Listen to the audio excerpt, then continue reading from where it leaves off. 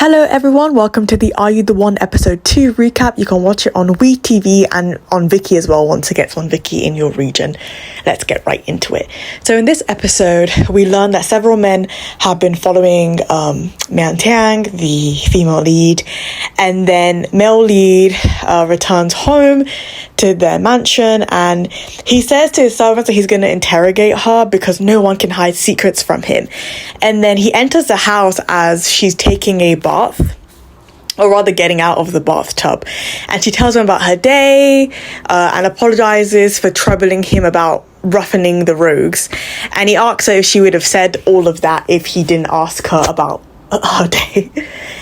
And then she then brings him an indictment against Chen Tu, the guy that nearly assaulted her, for Lord Huayang, who is actually, he is Lord Huayang, but she doesn't know that. And he tells her that it's going to be tough to deal with the indictment.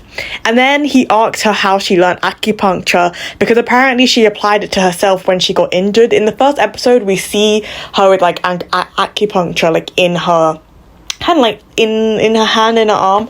So I assume basically she did that by herself, basically. Then that's why he asks her about the acupuncture. And she then gives him a book she had, and he tells her it's an assassination manual, not a medical book. And then the servants are outside and they think he's interrogating her, but actually she's also interrogating him because she's asking him about porcelains and he's not really answering accurately.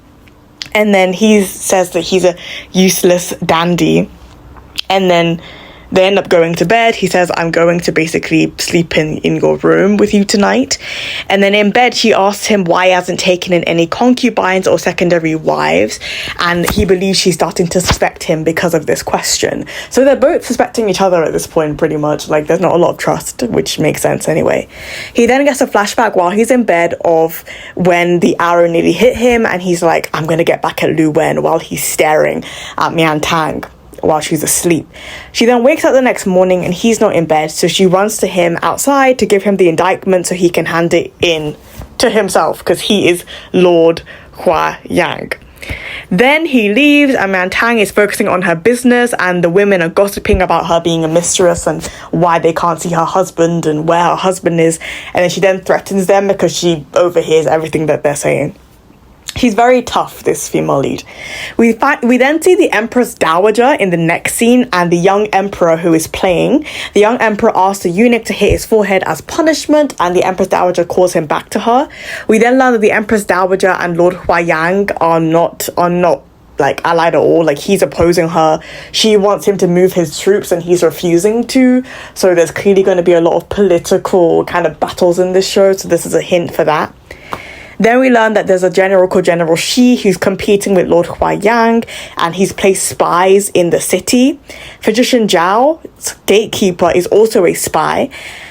And basically he then tells the gatekeeper, like, do what I say and send General Shi a message and I won't kill your family. And then he leaves.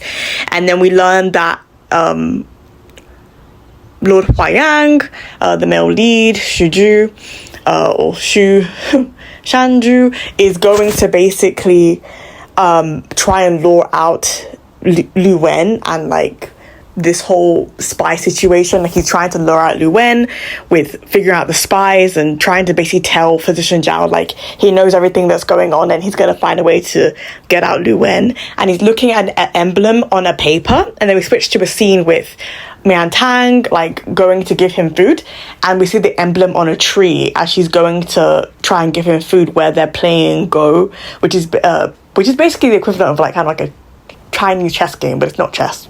It's called Go, basically. And we see the emblem on the tree.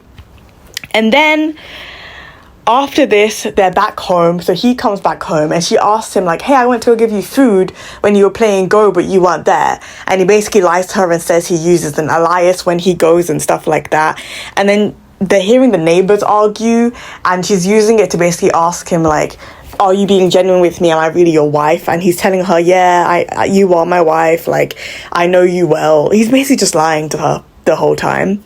They then settle their conversation and they go into the garden because the neighbor's husband is calling Mian Tang a mistress, and they plan to have a banquet to kind of kind of like quell the rumors about her being a mistress, and Nanny Lee's also encouraging them to do it. And then the next scene, Nanny Lee's cooking for the banquet, and Mantan goes to her and is like, why did you encourage him to basically do the banquet when it's going to be a lot of money and we're kind of broke?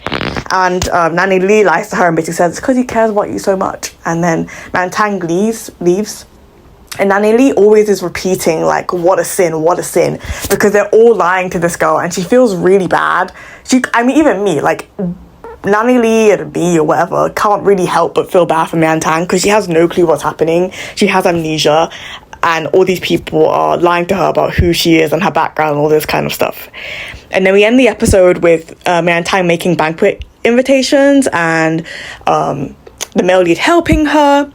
And then the last scene, we see a man playing the chin, and apparently he has some sort of connection to Miss Lu, because the servant asks him, like, oh, do you miss her? And then I'm thinking this is the Chan guy who actually arranged her marriage according to her maid Tan that we meet in the previous episode. Because she's telling Tan is telling Tang about Chan arranging Tang's marriage. So maybe this is that guy. Then the episode ends. Again, we have a few comedic moments in this episode, hints at things getting increasingly more political as well, and also like the couple actually getting closer even though they still don't trust each other. Let me know what you thought of this episode in the comments below. If you like my channel, please subscribe. If you like this video, please hit the like button below. Thank you so much for listening. Bye.